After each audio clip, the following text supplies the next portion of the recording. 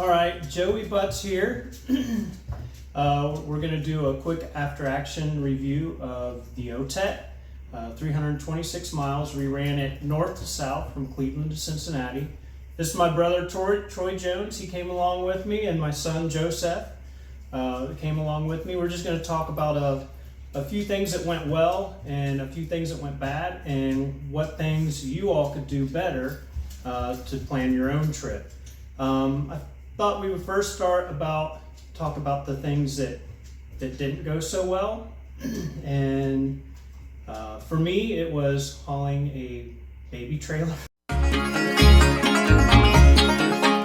the first 3 days, and I had all kinds of stuff that I didn't need. I brought tequila, I brought 3 shot glasses with me, I brought an extensive toolkit that I did not need, extra camping gear, Spalding, which some of you have probably seen some of the Spalding videos, which I probably could have brought Spalding on the last 3 days after I lost 75% of my other gear, but chose not to. I figured every ounce I could get rid of would help me get further down the trail.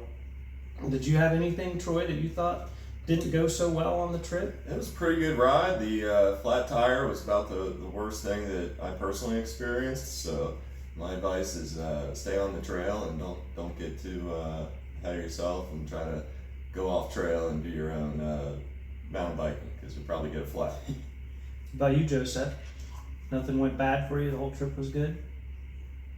I thought the bringing extra tubes went really well. When Troy got the flat tire, he was able to knock that out really quick.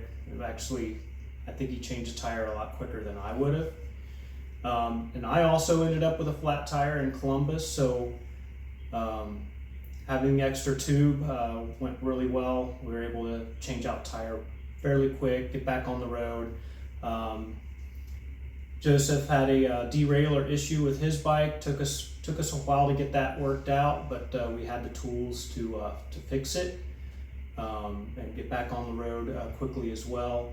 So that all went well. On the detours, you got to be the prepared detours for were the pretty detours. rough. We probably dropped the ball a little bit in our planning ahead of time wise. For the detours, we should have probably looked at our maps a little closer, maybe a week before we started our trip. But that was kind of one of the things, kind of how, for me, how I wanted it. I wanted it to be a day-by-day plan. You know, I didn't want to worry about each day, so I just kind of, you know, we got the maps from the OTET website. Had bought the maps and had them sent to us. Were really good maps. And we just kind of each day would pull out the map and see where we were going to go next. I really thought the hotel stays worked. Mixing hotel stays with stealth camping really worked well. That way you got, you know, you did a couple days of stealth camping, then we stayed at my house so we could get showers, refit, dump all the extra gear that we shouldn't have brought with us, and then on to another hotel, and then another hotel, and another outdoor camping, which doing a mix I think was the best way to do it, of camping and hotel stays. So that's really all I got here. If you guys have any questions or comments, just hit the like button. Make sure you put a comment in the comments side, and we'll hit you back up. And if you need any help planning your trip, use these 6 videos that we're posting, and plan your trip out. Anybody can do it. We did it with two older bikes and a borrowed bike, and as long as you plan out and make sure you've got your proper sleeping gear and some proper clothing for the weather, and you know, a good toolkit to be able to change out a flat tire or make adjustments on a derailleur or your brakes or whatever. And get the OTET maps. Those are really good. They even have bike shops plotted. Bike workstations are already plotted on those maps. Some of the new trails aren't quite on there yet, which I'm sure that they will update as time goes forward.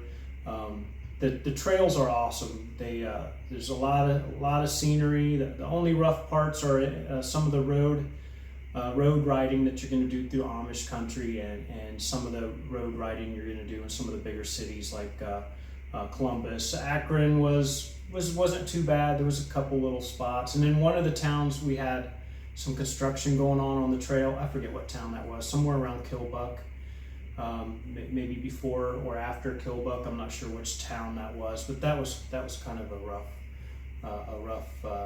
Troy called it portage. We do a lot of kayaking, so we dubbed our off-trail experiences as portages. But when you have to reroute around the trails that are being that are under construction, can be a little rough. But other than that, just take your time, plan out your trip, have the proper gear, and as long as you start out with a decent bike, and it can be an old bike that you redo yourself like we did, just make sure you do it right, and your trip will go very well.